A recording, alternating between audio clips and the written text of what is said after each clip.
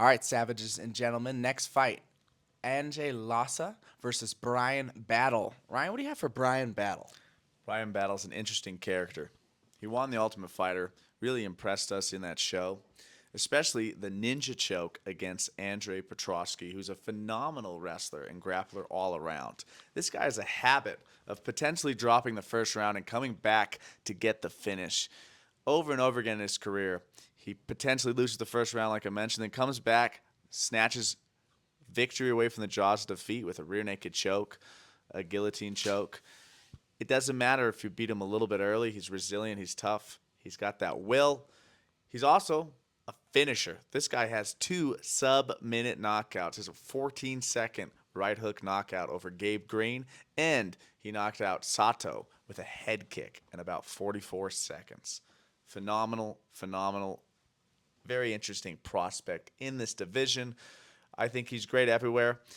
We do see him taken down often, but he's a great job surviving, working his way back up, and then his striking really shines. The kicks stays really long, and he's just great all around. Fun character. I like hearing him on the mic. The Pooh Bear. What you got for his opponent? That's a funny nickname. Ange Loosa. I hope I get that pronunciation right. I'm practicing it. This is a really, really tough guy. He became known to the broader MMA world and sphere on Dana White Contender Series in a loss. He fought JDM, one of the best boxers in the UFC, one of the toughest guys around, who has a huge fight, and at the time of the recording hasn't fought yet, but he got a huge fight against Gilbert Burns coming up. This guy went 3 hard rounds with JDM where he took some huge shots to the head, to the body, ate a head kick at the very end of the fight. This guy's very hard to put away and very tough. As far as his style and what he likes to do, he's a training partner of Michael Chandler, and you can kind of see it in his style.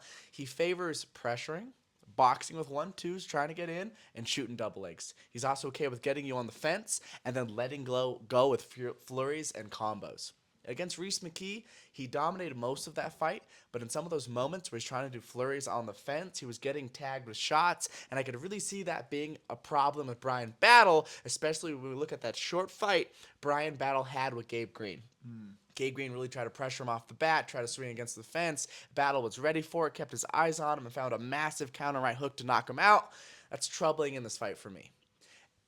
Lassa has amazing conditioning. This is a track athlete before he got into MMA. He's ready to go for 3 rounds. Even if he gets hurt, he's got some very good recovery. But overall in this fight, I'm going to favor Bryan Battle. I don't know if he can put him away by a knockout, but I think submission or decision. What do you think for a prediction here? I agree with that. Lassa seems to have, even though he doesn't gas, he seems to just have his best rounds early and start to fade a little bit as the fight goes and get a little more predictable, really lean on his wrestling. Battle's great there. I think Battle catches him in a ninja choke, a guillotine, potentially finishes it or forces him to his back, but eventually overwhelms him. I'm going to go by TKO in the second round for Battle. Bryan Battle, we're riding with Pooh Bear.